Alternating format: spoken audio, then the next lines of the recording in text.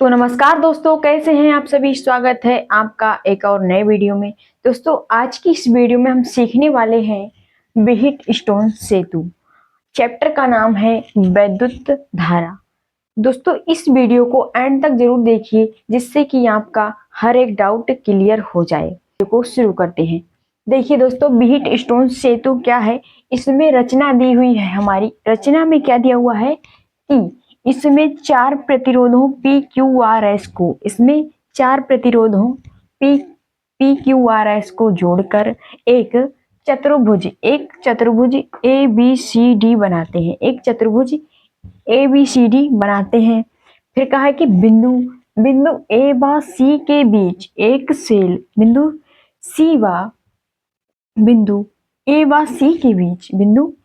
व C के बीच एक सेल E को कुंजी K1 के द्वारा जोड़ देते हैं। ठीक है। अब क्या कहा है कि B तथा D के बीच एक धारामापी G को कुंजी K2 के द्वारा जोड़ देते हैं। इतना समझ आया दोस्तों। देखिए, इसमें क्या कहा है कि इसमें चार प्रतिरोधों PQRS, यानी कि ये क्या है, व्हीट स्टोन सेतु है। और इसमें चार प्रतिरोध कौन कौन से हैं, P, Q, R और S। ये क्या है, प्रतिरोध को यानी कि जोड़कर एक चतुर्भुज यानी कि PQRS को जोड़कर एक चतुर्भुज ABCD बनाते हैं। एक चतुर्भुज ABCD बनाते हैं। तो क्या है, A, B, C और D बना लिया, एक चतुर्भुज बनाते हैं। फिर क्या है कि बिंदु A व C के बीच एक सेल E को कुंजी K1 के द्वारा जोड़ देते हैं। क्या कहा है कि A व C के बीच। अब क्या है कि A व C के बीच क्या कहा है कि के बीच एक सेल E को कुंजी K1 के द्वारा जोड़ देते हैं। तो बिंदु A व C के बीच क्या एक सेल E को कुंजी K1 के द्वारा जोड़ देते हैं। इतना समझ में आया दोस्तों। देखिए, आगे बढ़ते हैं। अब क्या कहा है दोस्तों कि B तथा D के बीच एक धारामापी G को कुंजी K2 के द्वारा जोड़ देते हैं। कि B तथा D के बीच, यानी कि अब क्या कहा है कि B तथा D के बीच एक धारामापी G को कुंजी K2 के द्वारा जोड़ देते हैं। यानी कि B तथा D के बीच एक धारामापी G को कुंजी K2 के द्वारा जोड़ देते हैं। इतना समझ में आएगा दोस्तों।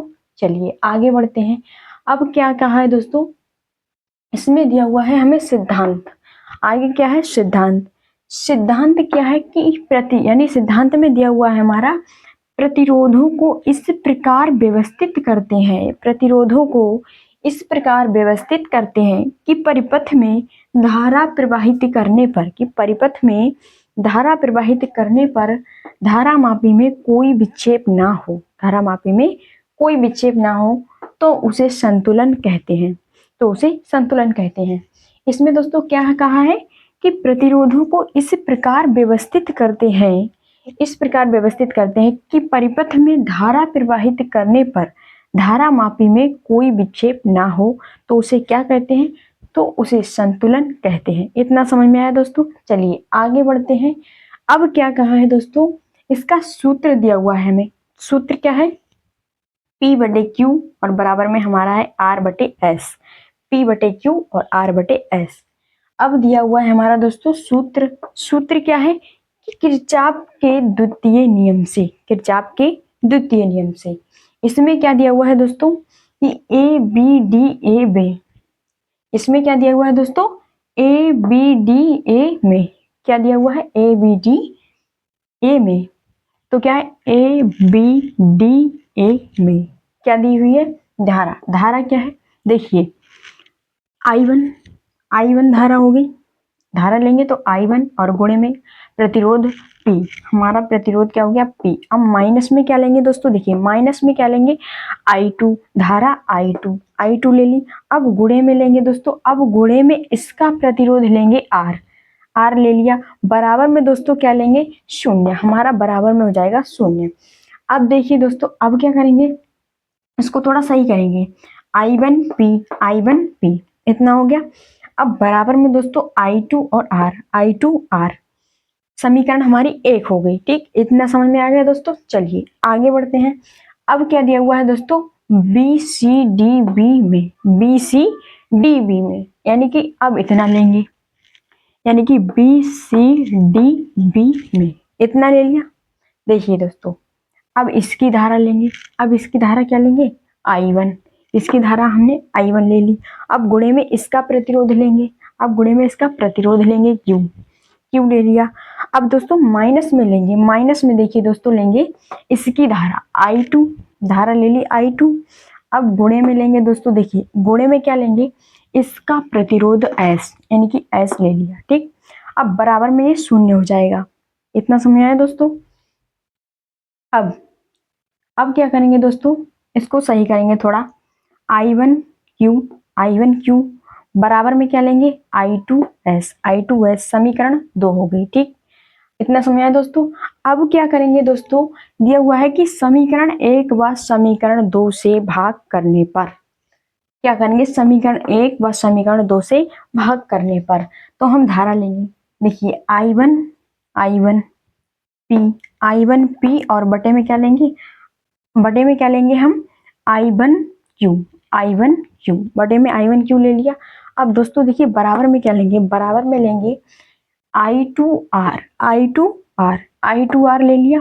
अब इसके बटे में क्या लेंगे दोस्तों, देखिए I2S ले लिया। अब क्या करेंगे दोस्तों, देखिए अब क्या करेंगे दोस्तों, I1 से I1 कैंसिल और I2 से I2 कैंसिल।